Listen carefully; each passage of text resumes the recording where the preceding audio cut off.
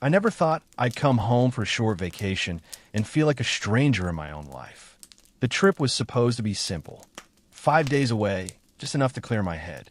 Work had been brutal, my relationship felt strained, and I needed distance from everything that kept buzzing in my ears nonstop.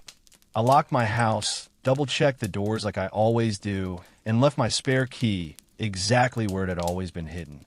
That key had been there for years, untouched, only for emergencies. At least that's what I believed. My parents knew I was leaving. I told them casually over the phone, nothing dramatic. They asked where I was going, how long I'd be gone, the usual stuff. My mom joked about watering my plants, and I laughed and said they'd survive a few days. There was nothing strange about the conversation. No warning bells. No reason to think anything was wrong. The vacation itself was fine. Not amazing, not life-changing, just quiet. Long walks, bad coffee, too much time to think. Somewhere in the middle of it, I felt lighter. I remember sitting alone one night, staring at my phone, thinking that maybe when I got back, I'd start setting better boundaries. With my job, with my partner, with my family. The thought would come back to haunt me. When I pulled into my driveway after the trip, the first thing I noticed was a car parked in front of my house. Not a neighbor's car. Not one I recognized at all. My stomach tightened immediately. I sat there for a moment, keys still in my hand, staring at it like it might explain itself if I looked long enough. I told myself not to overthink it. Maybe someone was visiting neighbor and parked weird. Maybe I was just tired. I grabbed my bag and walked up to the front door. My key didn't work. I tried again, slower this time, pushing it in, twisting harder. Nothing. The lock felt wrong, stiff in a way it never had before. My chest started pounding. I checked the house number like an idiot, as if I could somehow be standing in front of the wrong home.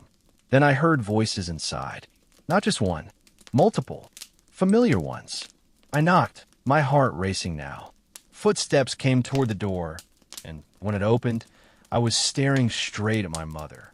She smiled like this was the most normal thing in the world.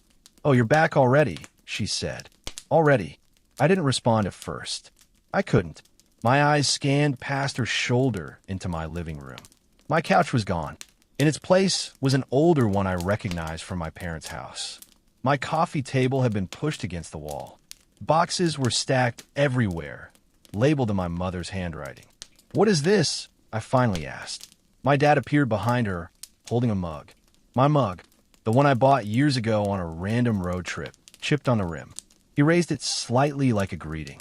"We thought we'd surprise you," he said. A cold feeling crawled up my spine. "Surprise me with what?" I asked, my voice tight. My mom stepped aside so I could come in, gesturing like I was a guest. "Come in first. You look tired." I walked in slowly, my bag still on my shoulder, my mind screaming that something was very wrong. The smell hit me next. They're cooking. Not mine. The walls felt different too. Photos had been moved. Some were gone. New ones were up. Family pictures I hadn't seen in years, including some that had never been in my house before. "Why doesn't my key work?" I asked. My parents exchanged a look. That look they've always had when they've already decided something and don't care how you feel about it. "We changed the locks," my dad said calmly. The room spun. "You what?" "It was for safety," my mom said quickly. "You know how things are these days." I dropped my bag. It hit the floor with a dull thud that felt louder than it should have. "You changed the locks on my house while I was gone," I said, each word deliberate, without telling me. "Well," my dad said, shrugging slightly, "we live here now." Those words didn't make sense at first. They just floated there, meaningless sounds. I laughed once, short and sharp, because my brain refused to accept what he'd said. "Stop," I said. "This isn't funny." My mom frowned. "Why are you reacting like this?" "Because you broke into my house," I snapped. She gasped, genuinely offended. "We are your parents. That doesn't give you the right to change my locks." My dad's face hardened. "We raised you. This house is practically ours anyway." That's when it hit me. This wasn't temporary. This wasn't a misunderstanding. This was planned.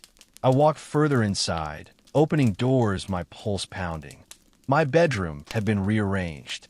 My closet had been reorganized. Clothes I hadn't worn in years were gone. Some things were missing entirely. Where are my things? I asked. Oh, we threw out some stuff, my mom said casually. You had too much clutter. I felt like I couldn't breathe. You threw out my things, I repeated. In my house. My dad sighed like I was being difficult. You don't need half of that junk. I went into the spare room. My office, or what used to be my office. It was now clearly their bedroom. Their bed, their dresser, their suitcases, everything. You moved into my house, I said slowly. Yes, my mom said. It just makes sense. I turned to her, disbelief giving way to anger. It makes sense to who? To us, she replied. You live alone. You have space. We were struggling. That was news to me. Struggling how? I asked. My dad waved a hand dismissively. Costs are rising. It's easier this way. This way, I said, my voice shaking now. Where you kick me out of my own house. You're not kicked out, my mom said. You can stay with us. In my house, I shot back. She frowned again. Why are you being so hostile? I stared at them, really stared, and realized something terrifying. They didn't think they had done anything wrong. Not even a little. Where am I supposed to sleep? I asked. My mom gestured vaguely toward the couch. For now. I laughed again, but this time it was hollow. The couch you replaced with yours. Well, my dad said, you don't need the big bedroom anyway. Something inside me snapped, but not loudly. Quietly, like a wire pulled too tight. You changed my locks, I said again, slower this time. You moved into my house without asking. You threw away my belongings. And now you're telling me to sleep on the couch. Yes, my mom said, nodding. That's about right. I felt sick. I'm calling a locksmith, I said. My dad's expression changed instantly. You won't. And why not? Because we'll tell them we live here, he said. Which we do. I'll pull my phone out. I own this house. And we are your parents, my mom repeated, like that settled everything. I stood there, my phone in my hand, my life feeling like it was sliding sideways. That's when my partner walked in. I hadn't even realized they were there. They came through the side door like they belonged there too, carrying groceries. Oh, hey, they said cheerfully, you're back. I turned to them slowly. What is going on? They looked between me and my parents, then sighed. I meant to tell you. You meant to tell me what? I demanded. That your parents were moving in, they said. Just for a while. My ears rang. You knew, I said. They asked me first, my partner said. They said it would help everyone. I stared at them, my chest tight. And you agreed. They're family, my partner replied. And it's your house. It's not like it hurts anyone. I felt like I was losing my grip on reality. They changed the locks, I said. They locked me out. My partner shrugged. They were worried about security. I looked at all three of them, standing there in my living room, calm and united like I was the problem. You all decided this, I said. My mom smiled softly. We knew you'd understand. Something deep inside me told me that if I didn't stop this now, my life would never be mine again. But at that moment, standing there with nowhere to sit, nowhere to sleep, and three people who had rewritten my life without me, I didn't know where to start. And that was only the beginning. I didn't sleep that night. Not really. I lay on the couch that wasn't mine anymore, staring at the ceiling fan as it creaked softly above me. Every sound in the house felt foreign. Doors opening, cabinets closing, my parents moving around like they owned the place, because in their minds, they did. My partner slept in the bedroom I paid for, behind a door I no longer had a key to. Around 3 a.m, I finally got up. I walked through the house barefoot, slow and quiet, like I was the intruder. I opened drawers, closets, cabinets. Everywhere I looked, my things were gone or displaced. Documents I kept neatly filed were stacked messily on a shelf. Important papers were missing entirely. My laptop bag wasn't where I left it. My stomach dropped. I went into the kitchen and saw a folder on the counter with my name on it. Inside were bank statements, mortgage papers, utility bills, all things I never left lying around. My dad's handwriting was on a sticky note clipped to the folder. We organized things for you. That was the moment fear turned into clarity. They weren't just staying, they were taking over. By morning, I was numb. My parents sat at the table drinking coffee, chatting about errands they wanted to run. My partner kissed my cheek like nothing had happened. "You okay?" they asked. "No," I said flatly. My mom sighed. "You're still upset about yesterday." "Still," like it was a tantrum that would pass. "I want my house back," I said. My dad folded his newspaper slowly. "We talked about this." Yeah. "You talked." I was informed. He leaned back in his chair. "You're being dramatic." I laughed bitterly. "You changed my locks. And we'll change them back," my mom said quickly, once things settle. "When is that?" I asked. She hesitated, just for a second, but it was enough. I stood up. "I'm calling a lawyer." My dad's jaw tightened. "Don't make this ugly." "You already did," I said. I left the house and sat in my car, shaking. My hands felt weak as I dialed a legal helpline. I explained everything. Ownership, lock change, unauthorized occupancy. The woman on the phone was quiet for a moment. "That's illegal," she said. Hearing that word felt like oxygen. She told me exactly what to do. Document everything. Call locksmith. Serve notice. If they refuse to leave, involve the police. I went back inside with a strange calm. "I've spoken to a lawyer," I said. My mom's face drained of color. "Why would you do that?" "Because you're trespassing," I replied. My partner stood up. "You're seriously doing this to your parents." "I'm doing this for myself," I said. I called a locksmith while standing in my own living room. He arrived within the hour. When my parents realized what was happening, everything changed. My mom cried, loudly, accusing me of abandoning them. My dad yelled, called me ungrateful, selfish, heartless. My partner begged me to stop, said this would ruin everything. But the locksmith changed the locks back. I handed my parents their bags and told them they had 1 hour to leave. They refused, so I called the police. That was the hardest call I've ever made. When the officers arrived and confirmed the house was legally mine, my parents finally understood this wasn't a conversation anymore. It was reality. They left without looking at me. My partner stood there silently. "You chose them," they said quietly. "No, you did." They packed a bag and left that night. The house was quiet again. Empty. Mine. It took weeks to feel safe. Months to feel normal. But slowly, piece by piece, I rebuilt my life with boundaries that no one could cross again. If you've ever felt guilty for protecting your own peace, let this be your reminder that your life belongs to you and no one else. Growing up, I always thought my family was boring in the safest way possible. No scandals, no explosive arguments, no secrets whispered behind closed doors. My childhood memories were quiet dinners, routine birthdays, and the unspoken rule that we didn't talk about feelings unless absolutely necessary. My parents were distant, but dependable. Or at least, that's what I believed for most of my life. My father was the steady one. He worked long hours, came home tired, spoke little, and expected even less. My mother ran the house with precision. Everything had a place. Everything had a rule. She was affectionate in public, polite in private, and emotionally unreadable at all times. There was one thing, though, that always bothered me. I didn't look like anyone in my family. I wasn't talking about small differences. My hair color was different. My eyes didn't match either of theirs. Even extended family would joke about it at gatherings. Someone would laugh and say I must have been switched at birth. My mom always laughed a little too loudly when that happened, then changed the subject. As a kid, I didn't question it. As an adult, it sat in the back of my mind like an unfinished sentence. Things started to unravel when my father got sick. It wasn't sudden, but it was serious enough that doctors started asking about family medical history. Genetic conditions, inherited risks, blood types. I sat with my parents in the hospital room while a nurse asked questions and typed notes into a tablet. When she asked my blood type, my mother answered for me. She always did that. The nurse frowned. She glanced at my father's chart, then at my mother, then back at me. "That doesn't match," she said.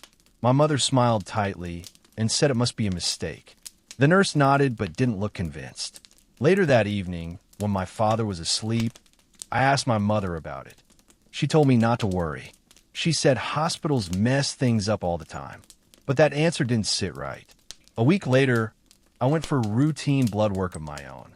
Nothing serious, just a basic panel. When the results came back, I stared at them longer than I should have.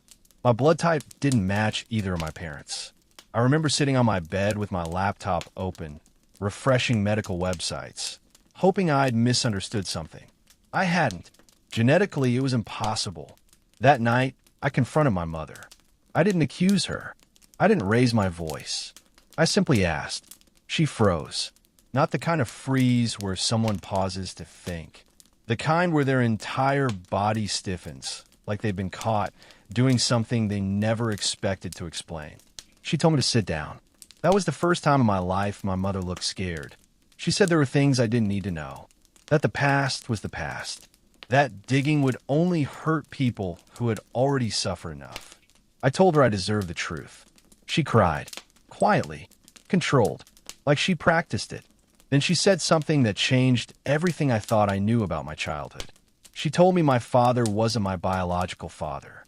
The room felt smaller, like the walls were closing in. I asked who was. She shook her head and said that didn't matter. That my father had raised me. That blood didn't define family. That love was what counted. I asked if my father knew. She said yes. That hurt more than anything else, she said.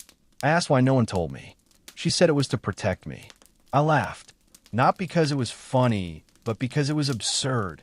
My entire identity had been shaped around a lie, and she called it protection.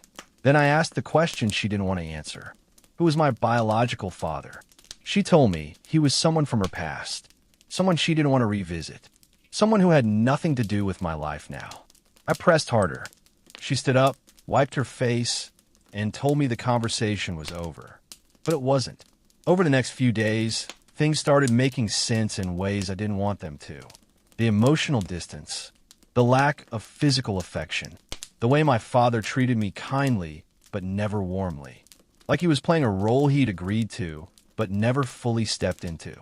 I started looking through old documents while my parents were at the hospital. Birth certificates, old photos, medical files, anything that could tell me what they wouldn't. That's when I found a letter. It was tucked into a box labeled tax records, yellowed with age, folded neatly like it had been opened and closed many times. It was addressed to my mother. The name at the bottom wasn't my father's, and the words inside made my hands shake as I read them. Because this wasn't just a secret about who my biological father was. It was proof that my entire childhood had been built on something far darker than silence. And once I understood what they'd hidden from me, I realized I could never see my parents the same way again. I read the letter 3 times before it fully sank in. The handwriting was sharp and deliberate, not emotional, not pleading. It sounded like someone who had already accepted loss and was writing only because silence felt worse. He didn't talk about love. He talked about responsibility, about choices, about consequences. He wrote that he knew the child might never know who he was, that he agreed to stay away because my mother asked him to, that he believed it was better for everyone if he disappeared quietly. He ended the letter by saying he hoped I would grow up safe, even if I grew up never knowing his name. There was no anger in the letter. That was the part that hurt the most. I put it back exactly where I found it, but nothing felt the same after that. I started noticing things I'd ignore my entire life. How my father avoided deep conversations with me. How my mother watched me closely whenever I asked questions about the past. How family photos always felt staged, like everyone was holding their breath. I wanted to confront my father, but I didn't know how. I waited until my mother left for work one morning and sat with him at the kitchen table. He looked tired, smaller than I remembered. Illness had taken something from him already, and I hated myself for what I was about to do. I asked him if he ever resented me. He didn't answer right away. He stared at his coffee, then nodded once. He said he never hated me. He said resentment was too strong a word. But he admitted there was always a distance he couldn't cross. He said every time he looked at me, he was reminded of something he chose to forgive but never fully healed from. I asked why he stayed. He said because leaving would have made him someone he didn't want to be. That answer broke me. I realized then that my childhood wasn't built on love or truth. It was built on endurance, on people choosing the least painful option and calling it kindness. A few weeks later, my father passed away. Grief came in waves I didn't expect. I mourned the man who raised me, the relationship we never had, and the version of myself I thought I was. At the funeral, people told stories about him. Good ones. Honest ones.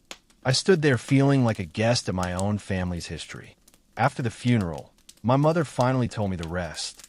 She admitted the truth wasn't as simple as she'd made it sound. My biological father wasn't just someone from her past. He was someone she had loved deeply. Someone she left because he wasn't stable enough at the time to build a family with. She married my father shortly after and convinced herself that pretending long enough would make it real. She said she believed hiding the truth would protect everyone. I told her it didn't. I didn't yell. I didn't cry. I just told her that I felt like a prop in someone else's decision. Like my entire life had been shaped around their fear. I asked if my biological father was still alive. She said yes.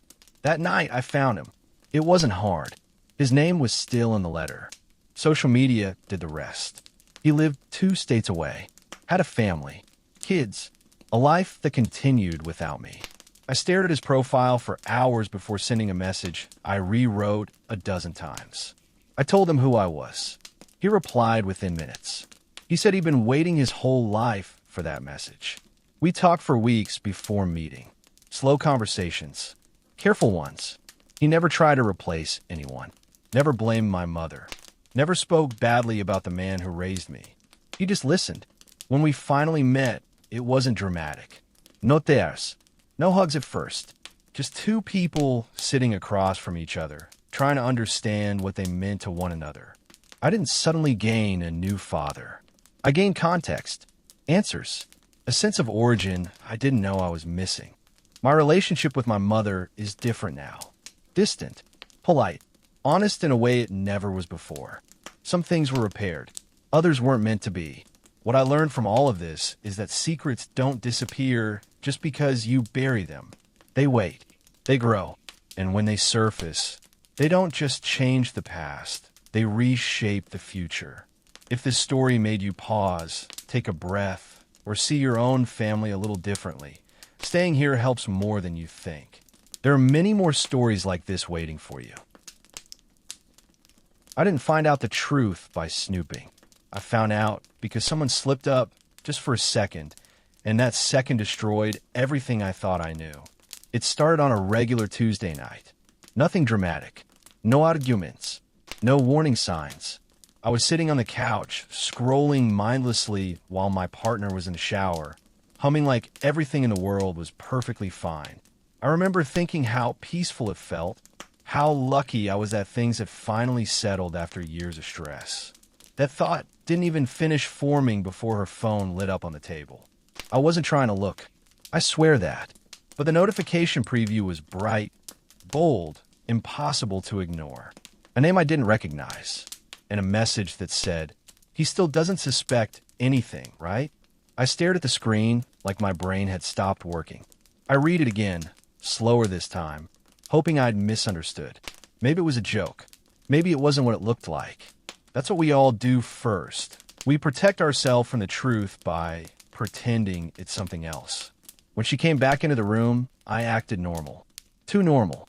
My heart was pounding so hard I could feel it in my throat, but I smiled, asked about her day, nodded at the right moments. That night, I barely slept. My mind replayed that message over and over, twisting it into 100 different explanations, none of them good. The next few days were torture. I watched her closely, noticing things I'd ignored before. The way she angled her phone away from me. The sudden password change she laughed off. The work late, excuses that started stacking up too neatly. Every small detail added weight to a growing realization I didn't want to accept. I told myself I wouldn't snoop, that if there was something wrong, it would come out naturally, that trust meant patience. But trust is fragile when doubt has already cracked it. One night, when she fell asleep early, her phone buzzed again on the nightstand. Same name, same tight feeling in my chest. This time, I picked it up. I didn't dive straight into messages. I hesitated. My thumb hovered over the screen like it was a line I could never uncross. Because I knew, once I saw the truth, there was no going back. No pretending. No insane. I unlocked it. What I found wasn't just cheating. It was a whole second life. There were months of messages. Photos I'd never seen. Inside jokes I didn't understand. Plans made while I thought she was with friends or family. Complaints about me, about how oblivious I was, how easy it was to keep things separate, how guilty she pretended to feel but never actually did. The worst part wasn't the explicit stuff. It was the casual cruelty. The way my trust was treated like a weakness. Like a joke. I sat there in the dark, phone shaking in my hands, feeling something inside me collapse quietly. No dramatic sobbing. No screaming. Just a deep, hollow realization that the person sleeping next to me didn't exist the way I thought she did. The next morning, she kissed me goodbye like nothing had happened. I went to work and stared at my screen all day without seeing a single word. My mind kept drifting back to one message buried deep in the conversation. A message where she said, "If he ever finds out, I'll just flip it on him. He always doubts himself." That sentence changed everything. I realized then that this wasn't just betrayal, it was strategy, manipulation. She wasn't afraid of hurting me. She was confident she could control the aftermath. That's when I stopped feeling sad. I started planning. I didn't confront her right away. I needed to be smart. Emotional reactions were exactly what she expected. Instead, I gathered everything. Screenshots, dates, times, cross-referenced lies with evidence. I watched her routines, noted patterns, learned more about the other person than I ever wanted to know. The more I uncovered, the clearer it became that this wasn't impulsive. It was calculated. And the idea that she thought I was too weak to see it made something cold and steady settle in my chest. By the end of that week, I knew exactly how deep it went. And I knew that when the truth finally came out, it wasn't going to happen the way she planned. Because this time, I wasn't going to doubt myself. And I wasn't going to stay quiet. I waited 3 more weeks before saying anything. 3 weeks of pretending everything was fine while quietly stepping out of the life I thought I had. I stopped sharing details. I stopped venting. I stopped reacting. And the more distant I became, the more confident she seemed. She mistook my silence for ignorance. She mistook my calm for weakness. During that time, I learned something important about betrayal. It isn't always loud. Sometimes it's polite. Sometimes it smiles at you across the dinner table and asks how your day was. The night I decided to confront her, I didn't raise my voice. I didn't accuse her. I asked one simple question. "Is there anything you want to tell me?" She didn't even hesitate. She laughed softly and said no. That was the moment I knew she would lie to the very end if I let her. So I didn't push. I nodded. I smiled. And I told her I had an early meeting the next morning. What she didn't know was that I had already set everything in motion. The other person didn't know I existed in the way she had described me. To him, I wasn't some distant, emotionally absent partner. I was a real person with a name, a face, and proof. When I finally reached out, I didn't lead with anger. I led with facts, screenshots, timelines, messages where she contradicted herself. He went quiet for a long time. Then he asked one question that stuck with me. "How long have you known?" That's when I realized she had been lying to both of us, just in different ways. He wasn't innocent. He knew she was in a relationship, but he didn't know the depth of it. He didn't know she was planning trips with me while promising a future to him. He didn't know she mocked both of us, depending on who she was talking to. By the end of that conversation, he was done. She didn't find out immediately. That part was important. I wanted her to feel the shift before she understood it. The unanswered messages, the sudden distance, the confusion she had handed to me so many times before. When she finally confronted me, she was irritated, not scared. "Did you say something to him?" she asked, like I had broken some unspoken rule.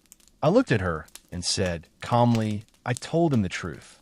The color drained from her face. She tried everything after that. Denial, minimization, tears that came a little too late. She said it wasn't that serious. She said she never meant to hurt me. She said I was overreacting. And when none of that worked, she did exactly what she promised she would do. She tried to flip it on me. She told friends I was paranoid. She hinted that I was controlling. She suggested my distance had pushed her away. But this time, she didn't control the narrative. I wasn't scrambling to defend myself. I had receipts. I had timestamps. And I had already made peace with walking away. The fallout was quieter than I expected. No dramatic breakup scene. No shouting match. Just a long silence where she realized she couldn't talk her way out of what she had done. She packed a bag. She left, and the apartment felt strangely lighter without her in it. The hardest part came later. It came when I started questioning myself, wondering how I missed it, how long I had ignored my instincts, how many times I had chosen comfort over truth. But slowly, that guilt turned into clarity. I didn't fail because I trusted someone. I failed only when I stopped trusting myself. Months later, I ran into her by accident. She looked smaller somehow, less certain. She asked how I'd been, like we were old acquaintances catching up. I told her I was good, and for the first time, it wasn't a lie. Walking away from that conversation, I felt something I hadn't felt in a long time. Peace. If you've ever been lied to in a way that made you question your own reality, you're not alone. And if stories like this help you feel a little less lost, staying around might help more than you think.